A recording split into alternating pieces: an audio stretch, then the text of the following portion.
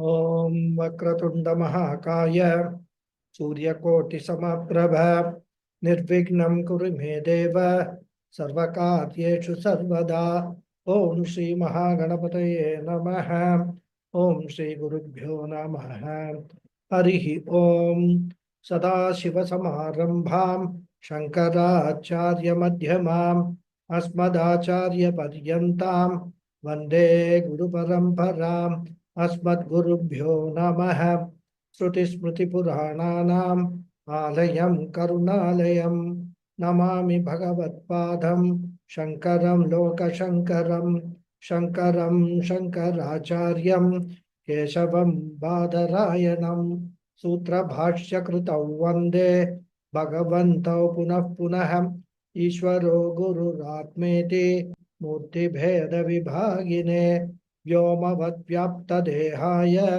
दक्षिणामूर्तये नमः ॐ श्रीमेधा दक्षिणामूर्तिस्वामिने नमः ॐ सहनाववतु सहनौ भुनक्तु सह वीर्यं करवावहै तेजस्विनावधीतमस्तु मा विद्विषावहै ओम शांति शांति शांति हरि ओम श्री गुरुभ्यो नमः हरि ओम Saturday Sunday नमस्कारम गुरुजी। पार्थाय प्रतिबोधितां भगवतां नारायणेन स्वयं व्यासेन ग्रथितां पुराणमुनिना मध्ये महाभारतम् अद्वैतामृतवर्षिणीं भगवतीम् अष्टादशाध्यायिनीम् अम्ब त्वामनुसन्दधामि भगवद्गीते भवद्वेषिणीम् यं ब्रह्मा वरुणेन्द्ररुद्रमरुतः स्तुन्वन्ति दिव्यैस्तवैः वेदैः साङ्ख्यपदक्रमोपनिषदैः गायन्ति यं सामगाः ध्यानावस्थिततद्गतेन मनसा पश्यन्ति यं योगिनः यस्यान्तन्न विदुः सुरासुरगणाः देवाय तस्मै नमः Namaste once again everyone. Namaste Guruji, pranam. Pranam, namaste. Namaste Guruji. Namaste. So, having talked about the problem of samsara in the 13th verse, Krishna is now talking about the remedy for samsara.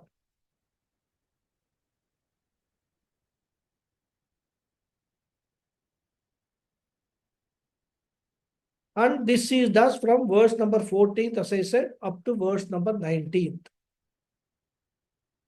And the problem of samsara Krishna presented was that the human being basically seeks three things in life.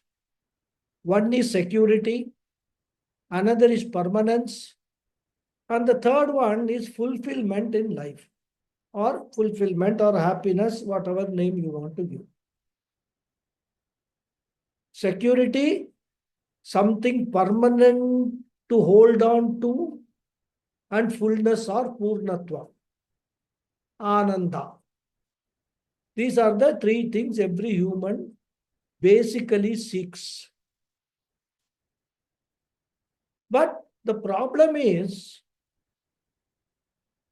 with the human being is he does not know where to find them. He does not know the sources of these three basic things. And as we have already discussed, the source of happiness happens to be Paraprakriti, the higher nature of God, higher nature of oneself.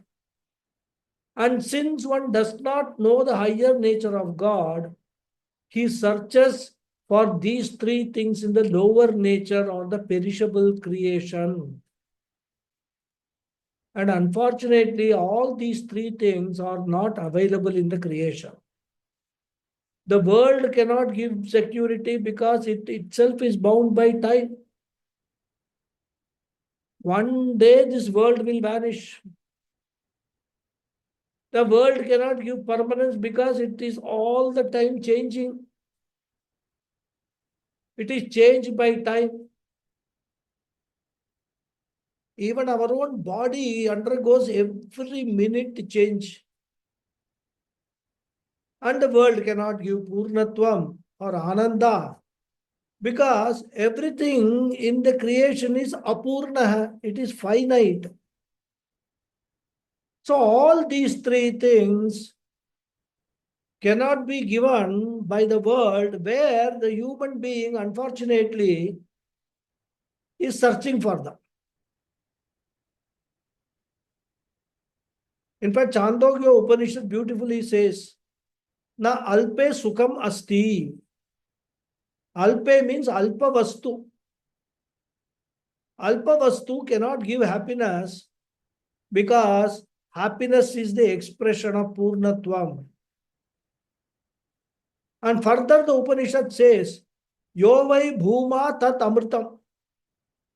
Purna vastu alone can give ananda. Apurna vastu cannot give ananda or fulfillment. Even if it seems to give ananda, it is only a fake ananda. And that is why when one actually gets into that, one does not find any ananda. And because he does not know the real source, he is expecting these three things from the world where it is not available. And since his expectations are wrong expectations, all the expectations fail. And this failure leads to sorrow, depression, disappointment, frustration, etc. All these consequences put together, we call it samsara. And then what is the remedy? Krishna says the remedy is bhakti alone. Then he elaborated the bhakti. And therefore, a bhakta alone will be able to fulfill this basic earning of security, permanence, and purnatvam. A bhakta alone will be able to fulfill all these things. Then Krishna wants to clarify that further, and for that purpose, he divided bhaktas into 4 types. Artha bhakta, artharthi bhakta, jignasu bhakta, and jnani bhakta, which we discussed in detail in the last class. So now, after listening to the 4-fold classification of bhaktas or bhakti, naturally there will be one question in all our minds. Because we are always, victims or creatures of comparison. Okay, there are 4 classes. Which is the best one? I will choose that. So we all want to know which is the best form of bhakti. And Krishna answers that in the next sloka, which we read in the last class, and we will discuss it in detail today. So I will read the sloka once again and then continue. Tesham yani nitya yuktaha eka bhaktir visishyate priyo hi jnani nortyartham aham sacha mama priyah.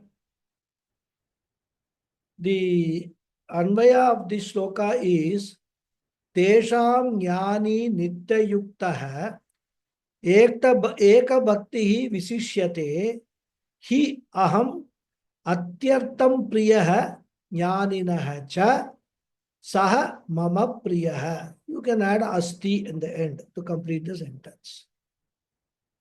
Tesham, among them. Among whom? Among the 4 type of bhaktas which he talked about in the previous sloka.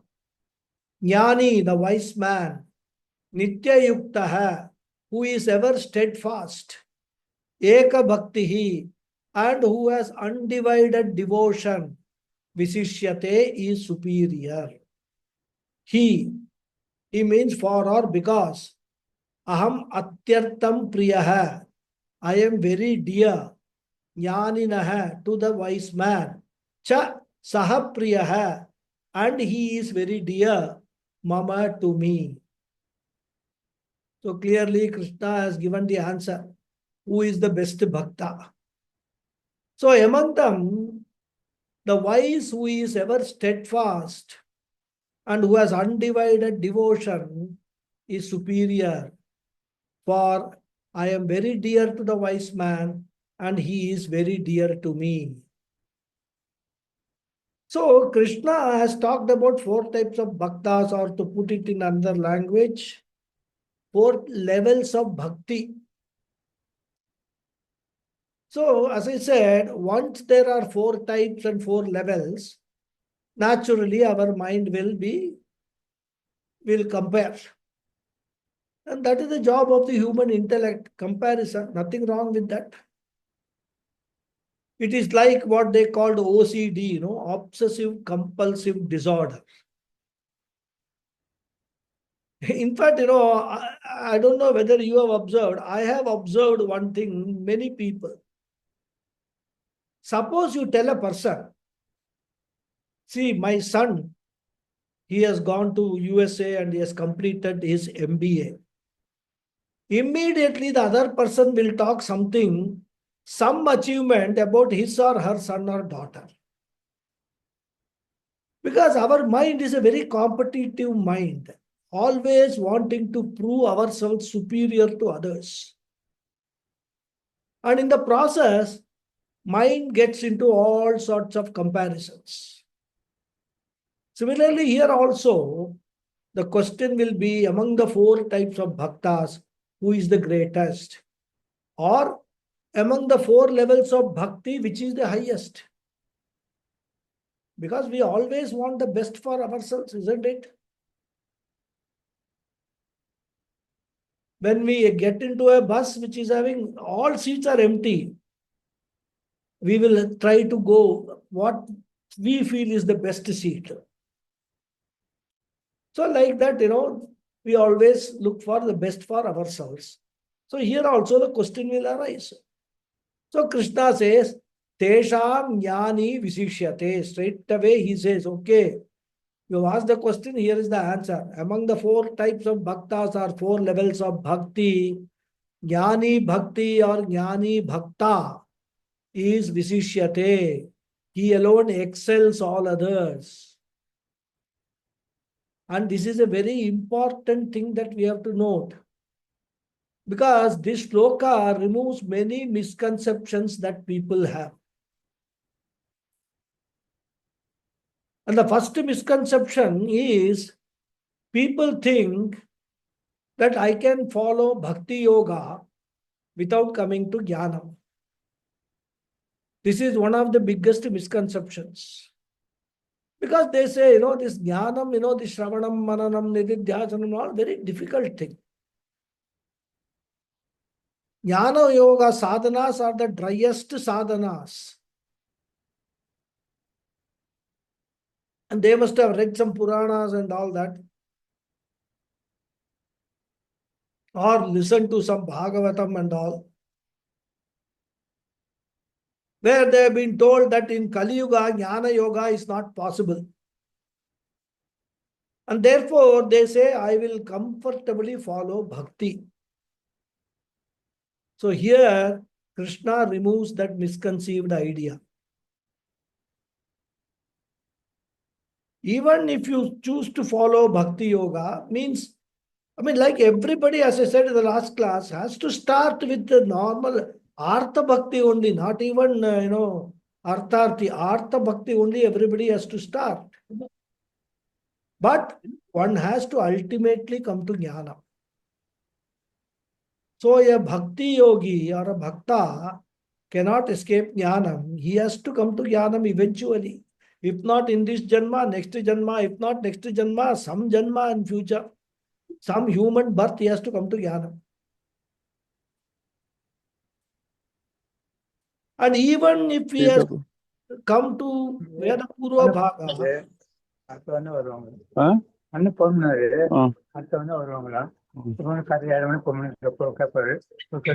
எந்த hospital?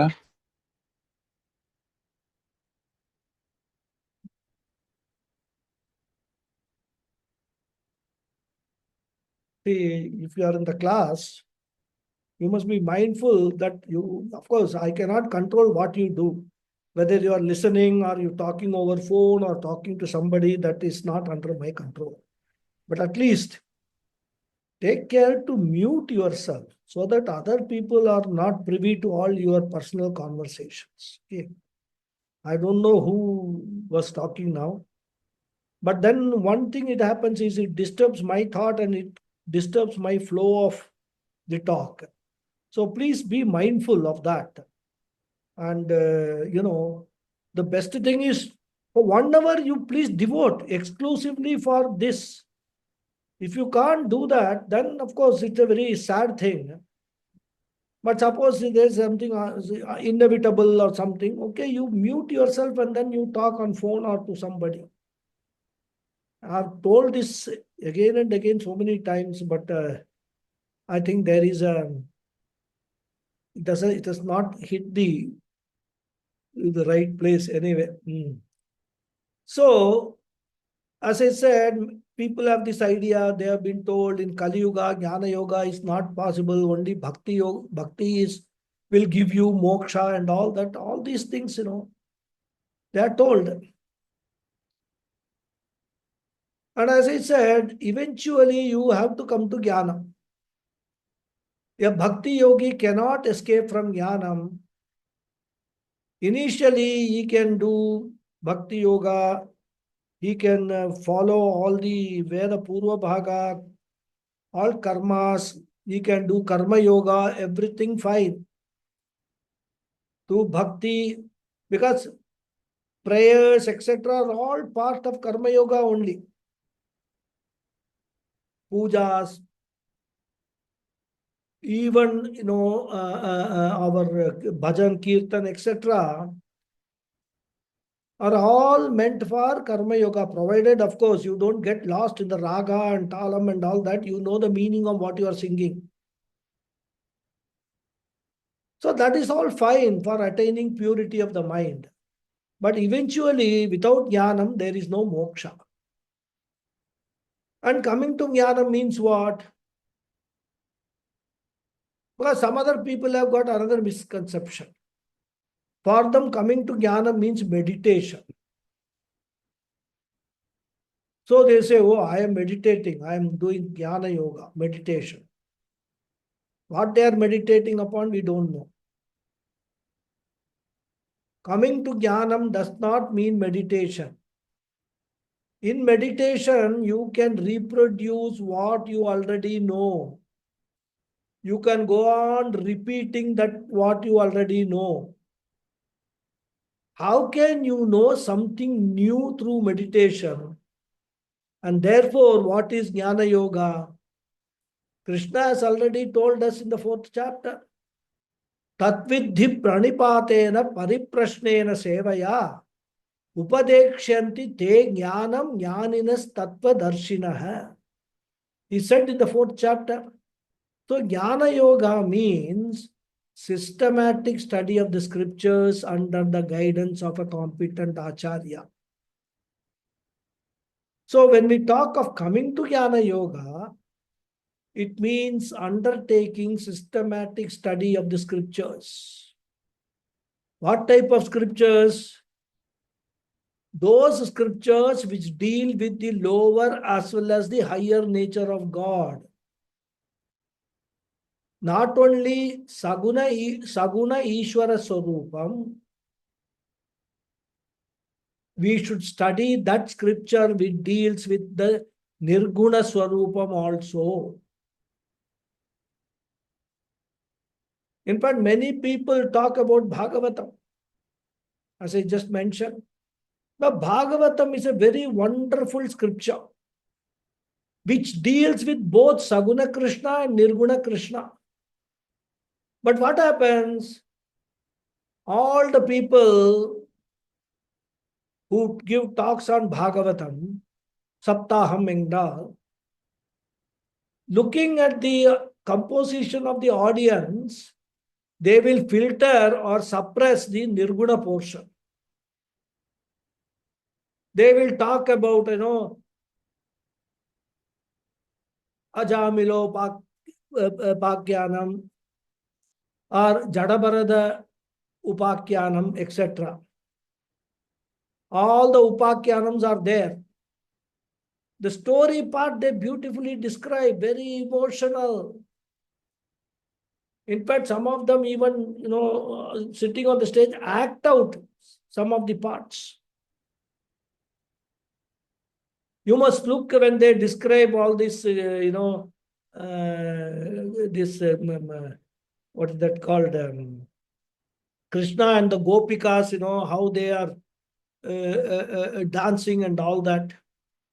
And Krishna vanishes. All that very beautifully, emotionally described. But when there is a shloka on the higher nature of Krishna, they quietly skip that. And this I'm not saying, I'm not making up. I have seen this personally. Many of these saptaham, they do it. And they do it for a good reason. Because if they have to touch upon the higher nature, then they have to totally get a different set of people as audience. Lot of background build-up has to be done. It won't finish in 7 days. It may take 7 years. So that is why, they skip, like, the school teachers. When they are teaching, towards they will choose, certain chapters and all, they will leave out. Saying that this will not come in the examination. And they will say, if at all it comes, you leave it using your choice. Attempt the simple ones. And since in an exam, there will be choice. Out of 10 questions, maybe you have to answer only 7 or 8 questions or even less than that. So you can safely leave out the difficult questions. But in the case of scriptures, in the matter of learning the true nature of God, you have to study both Saguna and Nirguna, Apara and Para. And therefore, coming to Jnanam means systematic study of the scriptures. And this also removes another misconception that whoever is a Jnani, he cannot have bhakti. That is another very big, grave misconception many people have. One of the biggest misconceptions. Oh, I have crossed karma yoga and all that, I have become jnana yoga. I will become a jnani. So all this, bhakti, this going to temple and doing puja and all, I have left behind. I have grown out of it. So if jnanam comes, bhakti leaves. And this, this is felt by some people who study Vedanta. If that is happening, if jnanam is coming and bhakti is leaving, that means they have not understood Vedanta. If Vedanta is really understood, bhakti will never go away. Bhakti is a substratum of everything, all scriptures. Bhakti is the substratum of everybody, in fact, right up to an ordinary jiva, up to a jnani. And that is why Krishna asserts that jnani alone is the greatest bhakta. And therefore, this is a very, very important sloka, which actually sets aside many misconceptions. So we will see the sloka now. Tesham. Tesham means among all forms of devotees, the 4 types of devotees that we have talked about. Jnani visishyate, Vedanta jnani, Advaita jnani, Para prakriti jnani, Nirguna Ishvara jnani visishyate, excels. And why does he excel? The reason Krishna gives, because that jnani is nitya yukta hai. Because he is ever established in my nature, says Krishna. He is ever steadfast. Because in Advaita Bhakti, in Dvaita Bhakti, God is subject to arrival and departure. So my association with the Lord is also subject to arrival and departure. He comes, gives darshanam, blesses and goes away. So first when we are doing a puja, we will do avahanam and all that, prana pratishtha. And the end of the puja, what we do? Please, I have now done whatever I have to do, you now go away. Yatasthanam pradishtapayami, we do. So that God is subject to arrival and departure. Whereas in the Jnani Bhakti, the Lord is never away from me. And also I am never away from God. Because why? There is no difference between me and God, which I have understood as a Jnani. Once I understand Aham Brahmasmi, where is the question of coming and going? I am always there. And therefore he is Nitya Yukta hai, Ishvara Nishta hai, or Ishvara Nishta hai. And Eka Bhakti, he is Eka Bhakta hai, means Advaita Bhakta hai, Abheda Bhakta hai, he has got.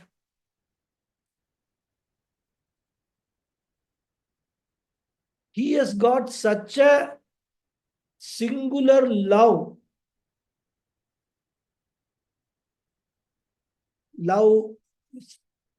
Singularly loves God. I should put it that way. And here also we must understand a beautiful aspect about love.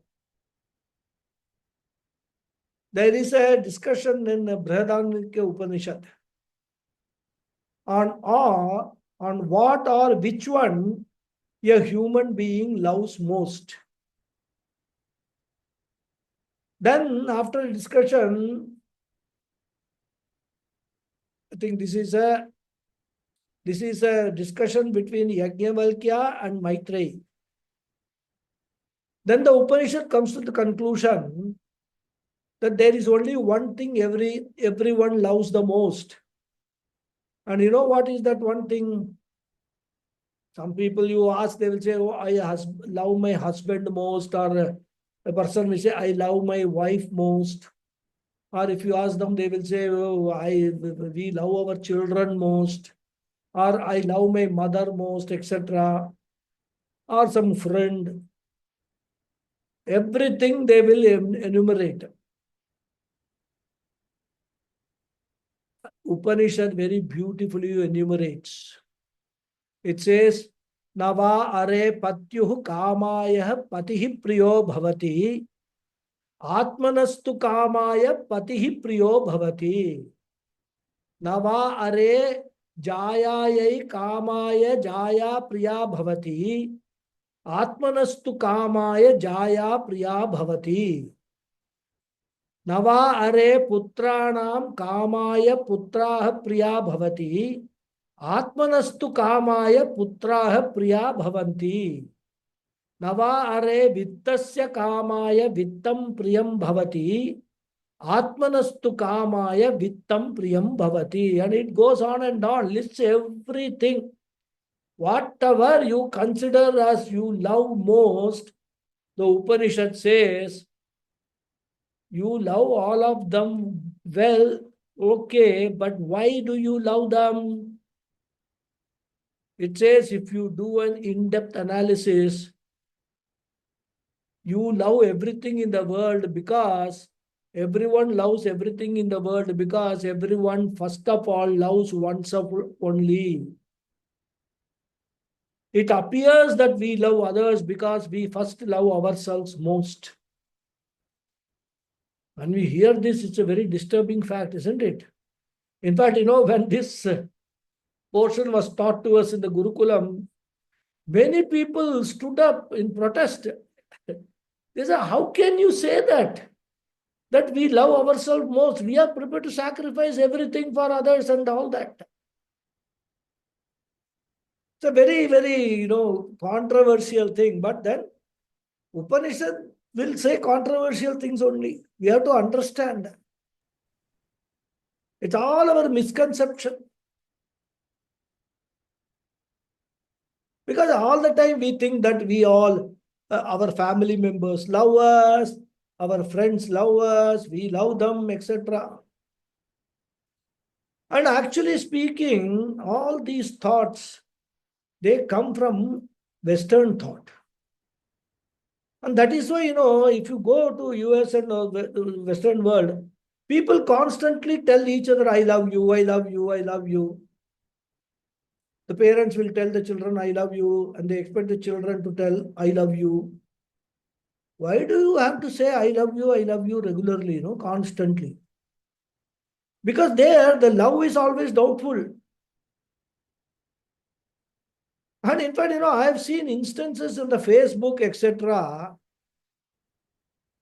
The husband posting a message for the wife, I love you. Children posting a message for their parents, I love you. And actually, they all live under the same roof. So if you want to express your love, why don't you go across and tell that person that I love you? Why use Facebook and all that? Advertisement. I want not only to say I love you to the other person, I want the whole world to know that I love the other person. What kind of a ridiculous thinking is this? So this I love you fever has gone to the extent that you need a Facebook to express your love. It has to be stated again and again. Because there is all the time there is a fear that he or she may leave me and go. This fear is not, of course, these days I can't say. In our culture, this fear was not there. Only in Western culture, this fear was there. But slowly, I think now in our culture also, all these things are being imported. Because ultimately, if you look at it, everybody is interested in one's own happiness only. As long as those external factors, the external people, they are conducive to give you happiness, we love that. Once they are no longer conducive, we drop them like a hot potato. Everything is rejected, and that is the bare truth, the bitterest truth. As Adi Shankara says in Bhagawad, in Bhajagovinda, यावत् वित्तोपार्जन सक्त है तावत् निज परिवारो रक्त है पश्चात जीवति जर्जर देहे वार्ताम कोपि न पृच्छति गेहे.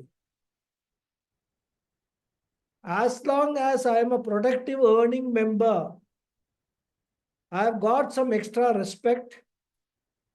Do you need a coffee? Oh, you have just now come from office. Shall I make a coffee for you? Tea for you? Once you are retired, those people who are retired here will know. You have to take care of yourself. And that is why many parents, this applies to both the husband and both spouse, husband and wife. And that's why many people in old age feel rejected. They wonder, I was being respected until now. What has changed now? Therefore, the fact is everybody loves oneself. Nobody loves anything else. If anything else is loved, it is only a conditional love. What is the condition? The condition is that that other object or other person of love should be favorable to me. So it's a favorability condition. The moment it becomes unfavorable, I try to distance myself. If I cannot distance myself, I pray that somehow I should get out of that. And the Shastra goes one step further. Even love of God, when God is an object other than you, your love of God is also conditional.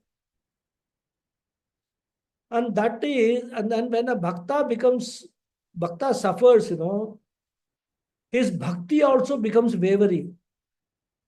He is asking questions like, I have so much devotion. Every day I pray for you. I offer you all this naivedhyam. I do show all this karpuram, etc. But I am still facing problem after problem. So what is the use of all this devotion? You, God, you don't love me. In fact, I have started doubting whether God exists or not. And in fact, some people, because of the so much of trouble they face in life, they stop going to temple and even praying at home, they stop. So what does this all mean? I want to love God as long as he or she is favorable to me. And therefore, self-love is the highest love. Object love is conditional and therefore it varies. So therefore, Upanishad states a beautiful logic. It says, if my love towards God must be the highest, it is possible only under one condition. And the condition is the Lord should not be away from or different from me. When I and God become identical, self-love will become God love. God love will be equal to self-love. And since self-love is the highest, God love will be the highest. And for a jnani, God and self have become one. And therefore, for a jnani alone, God love is equal to self-love. And therefore, it is the highest love. Eka bhaktir visishyate. It's a beautiful topic, the way Krishna expounds the message in the Upanishad in short slokas. In fact, you can memorize this sloka and then it's worth meditating upon. It's all based upon Brihadaranyaka Upanishad approach. Eka Bhaktir Visishyate is a very beautiful portion. And therefore, Bhagavan says, Aham Priyaha hi Jnaninaha Atyartham. Atyartham, greatest, maximum. So, Jnani is the greatest devotee of mine because for a Jnani, I am the dearest one. And why for a Jnani I am dearest? I have already told you the logic. Since the Jnani has identified myself with him, I become dearest to him. Therefore, I am Priyatamaha. And not only that, Sahacha Mama Priyaha. We can supply Atyartham also. So, Saha Mama Atyartham Priyaha. I also love a Jnani, to the utmost, as he is closest to me. The Jnani is dearest to me and I am dearest to Jnani because both have become identical. That is the sum and substance of this sloka. Now, Krishna continues. 18th sloka.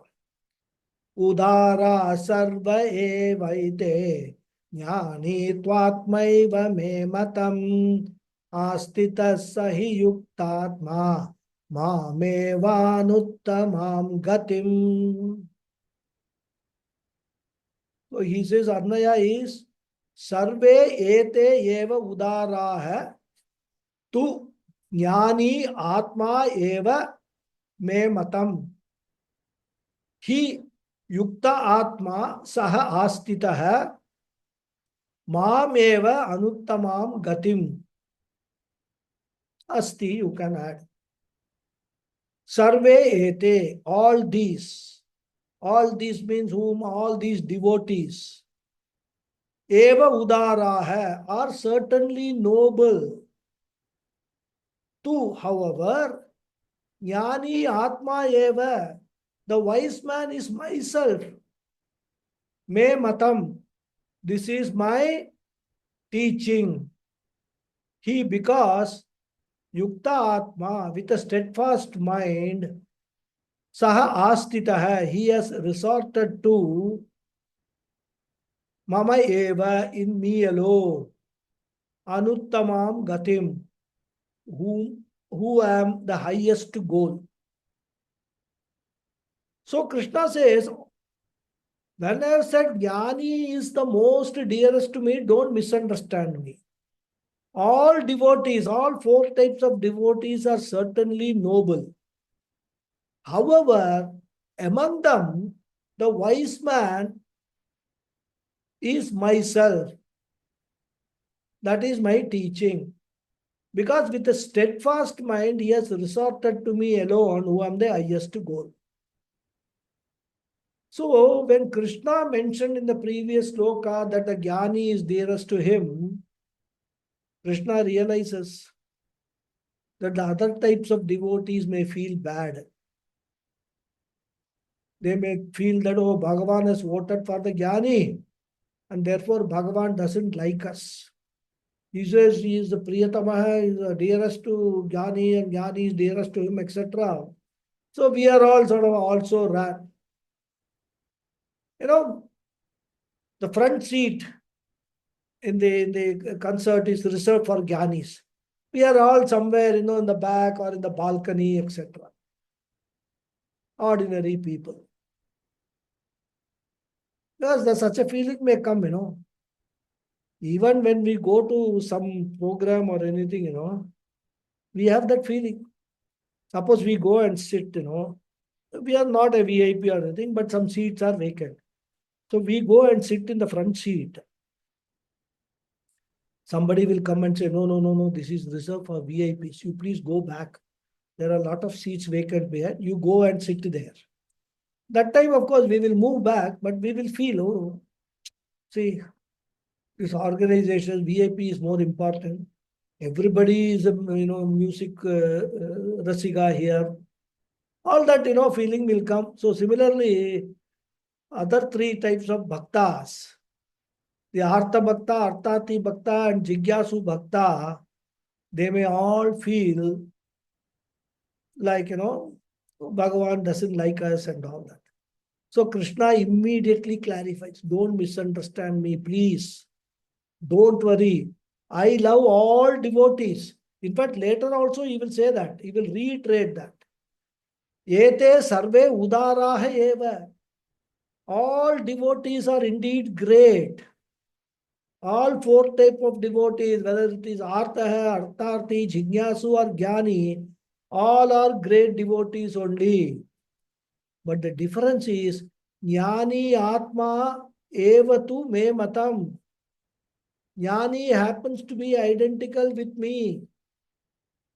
In the case of other bhaktas, the bhakta and God are different. And therefore, love towards God is conditional only, invariably conditioned. Therefore, Jnani Twatmaiva Me Matam.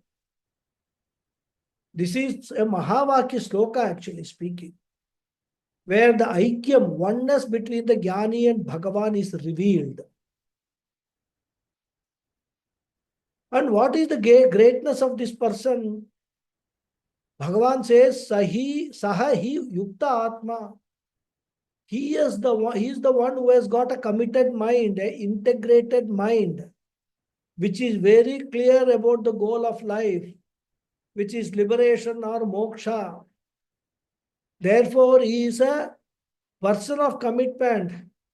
He is a person for whom the destination is very clear. And the direction is also Mam Anuttamam Gatim Astitaha. He has come to the highest goal of life, which is me. Mam Astitaha. He dwells in me. He abides in me. He has come to the highest goal of life. Here, Gatihi means goal. Anuttamam means highest. Uttamam, Anuttamam. Krishna will explain later, in the case of Artha Bhakta, Arthati Bhakta, etc., they have different goals, all right. But those goals are inferior or finite goals. And therefore, by the grace of Lord, they may reach those goals. In fact, as I was saying, in Bhagavatam, there is a beautiful story. A couple, they do not have any children. So they pray to a rishi that somehow we want a child. We don't want anything else, including moksha. And in our tradition, people generally want children. And that too, there is a preference for male children, which of course these days it has diluted a lot. But traditional people, especially women, want a child because in our culture, in olden days, people would look down upon a woman if she does not have a child. So socially, she used to face a lot of problems. And therefore, this lady prays for a child, and the rishi says, Tathastu, may it be. Then the rishi goes away. And after some time, a child is born. They are very happy. But something happens and the child dies. Where birth is there, death also can happen, isn't it? And we do many cases. We read many cases in the hospital and all that, many children die. So this couple is grief-stricken and they cry. And the same rishi comes. And when they again appeal to him, the rishi gives a special boon. He says, okay, you can talk to your child who actually has now gone to another loka. But you can use this boon to talk to that child. So the couple, what they do, they try to talk to the child and they address the child. Oh, my child, we are your parents. You are our child, etc. And the child asks the question, which parent are you talking about? Because you can talk about a particular parent only from a standpoint of a particular body, a particular janma.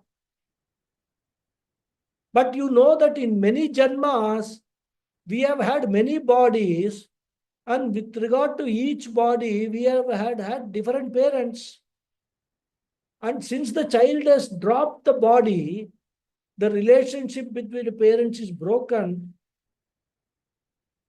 Then only they recognize, they realize that all these accomplishments, getting a child, getting whatever you pray for, they are only relative. In fact, there is a sloka in Padma Purana. Rinanubandha rupena pashupatni sutalayaha rinakshaye kshayam yanti tatra ka paridvedana. Padma Purana. The sloka says domestic animals, cattle and or pets, you can say, wife, husband, children, relations, home.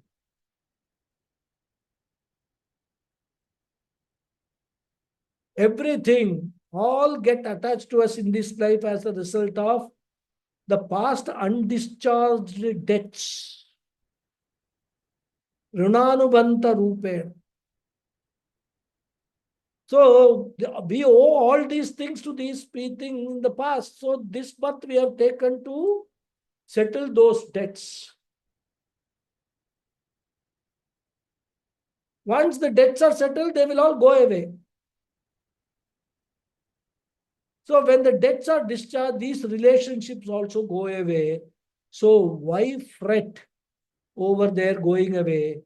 Even the best relationship is subject to arrival and departure. So now coming back to the story, once the couple are told this, then they ask for wisdom. and then they are given knowledge. And therefore, any other gain in the world is inferior only, which means subject to an end. Whereas Krishna says that Lord is not a relative accomplishment. Bhagavan is the highest one. So this is the what Krishna says. And now in the next sloka, Krishna highlights how rare it is to reach that stage of a jnani. Bahunam janmanam ante jnanavan mam prabadhyate vasudeva sarvamiti samahatma sudurlabha. Advaya is ante bahunam janmanam prabadhyate mam jnanavan vasudeva sarvam iti saha mahatma sudurlabha. Ante, at the end. Bahunam janmanam, of many births. Prabhadyate mam, one who comes to me. Jnanavan, as a wise man with wisdom. That Vasudeva sarvam iti. Vasudeva is everything. Saha mahatma, such a noble soul. Sudurlabha is very rare. So Krishna says at the end of many births, one who comes to me as a wise man with wisdom. And what is the wisdom? That Vasudeva is everything. Sarvam khaluidam brahma. Such a noble soul is very rare. So Krishna says, this is again some sort of a consolence for us. Krishna himself is admitting that these 4 stages of bhakti, a person cannot go through in one janma itself. It takes time. It takes maturity. And therefore he says, Bahunam janmanam ante. Initially, when I am suffering from problems, just imagine it is summer time and there is no water in the tap. Very common occurrence in many parts of India. No water in the tap, peak summer. And then at that time, Bhagavan comes and asks, do you want water or me? What will we say? We will say, we know that you are eternal and available all the time. I can get you later on also. But right now, I want water. If you can help me get it, I'll be very grateful and obliged. Otherwise, please don't disturb me. I am trying to make my own arrangement for getting water and I will see you later. Therefore, whenever we get some problems or get into trouble, we will first try to find a solution ourselves. And if we fail, then we will suddenly become what? Artha Bhaktas. And that is why somebody said, I think Mahatma Gandhi, I don't know, so many people, are credited with this quotation. But the quotation is a very beautiful one. For a man with a hungry stomach, food is God. So in front of an hungry person, even God has to come only with food and not with Gita, Sadhana Chatushtaya Sampatti, etc., Upanishads, etc. When I am suffering from hunger, who wants sadhanam and chatushtayam, etc., isn't it? All this Bhagavad Gita and all that. In fact, because of hunger, my ears will be all blocked and nothing will go inside. Therefore, where there are problems in life, first we try to get rid of that. And thereafter, gradually, we begin to use bhakti for various worldly accomplishments. And if the person is undergoing all these problems in life, what sense does it make we go and talk about moksha, etc.? So Kama is important. And that is why the Vedas accept Kama Purushartha also. In fact, the entire Veda Purva Bhaga is nothing but using bhakti to fulfill all your worldly desires. You can use the bhakti for that. There is nothing wrong, no papam in Sakama Bhakti.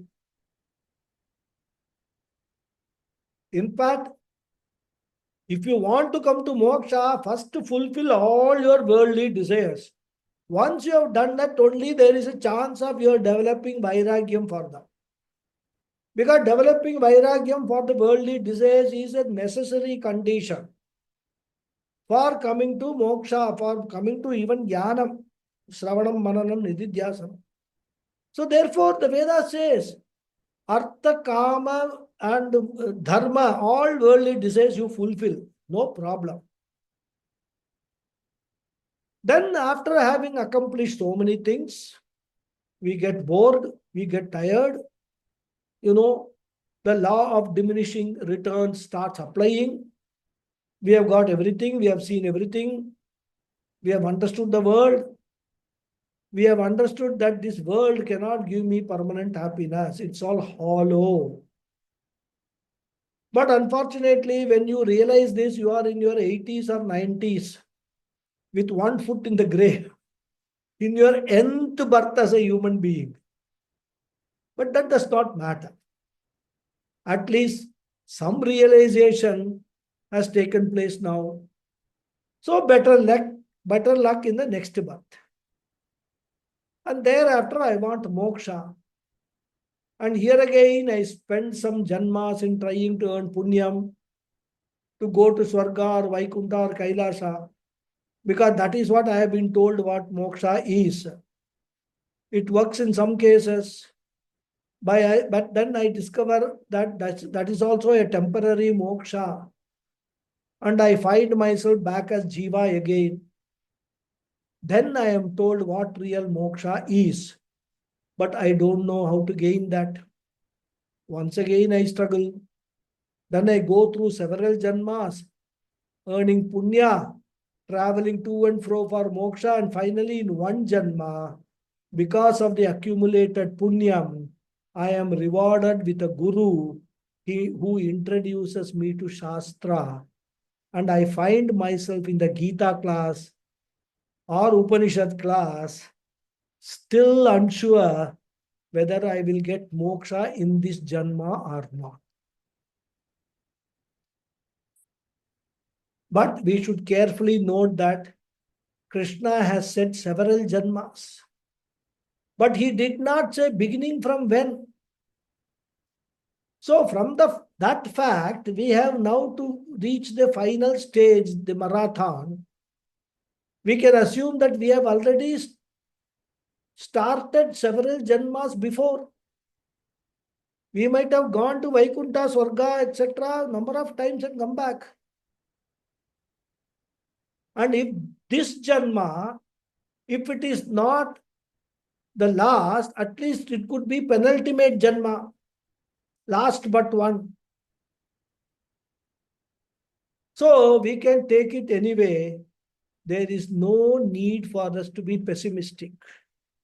All that we can do is continue our sadhanas, continue to do our karmas with karma yoga attitude and gain more and more and more chitta shuddhi, and not become anxious whether I will get moksha in this janma or I have to take one more janma and things like that and all.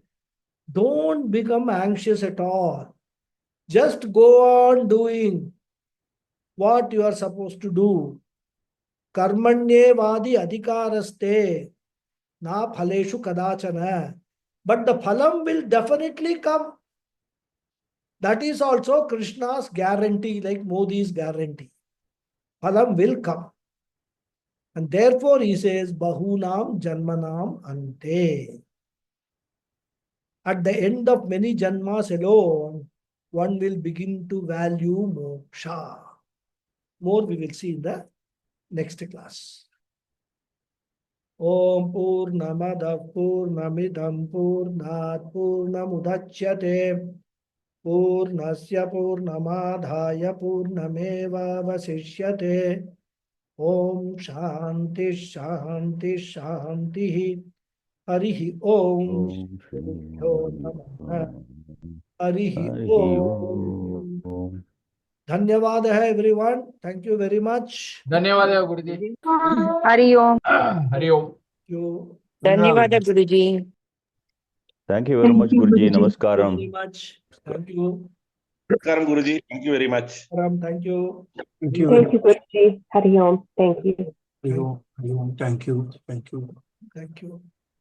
Thank you very much, Guruji. The 17th shloka is something that you explained so beautifully.